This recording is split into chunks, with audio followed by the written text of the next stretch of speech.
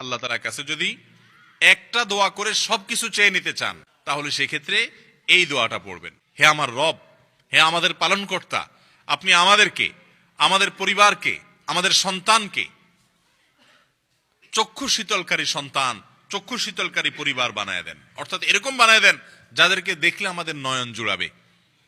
নয়ন জুড়াবে কখন? নয়ন জুড়াবে তখন যখন আপনি কারোর দিকে তাকালে আপনার সব দিক থেকে ভালো লাগবে, তখন এটাকে বলা হয় চোখ জুড়ানো।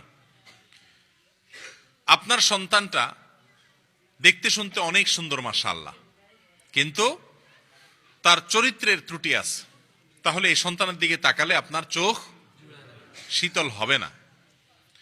হয়তো একজন সন্তান দেখতে শুনতে ভালো, অন্য দিক থেকেও ভালো, চরিত্রের দিক থেকেও ভালো মাশাআল্লাহ, কিন্তু তার আয় উপার্জন নাই, খুব কষ্টে আছে, তাহলে তাকে দেখেও আপনার চোখ শীতল হবে না।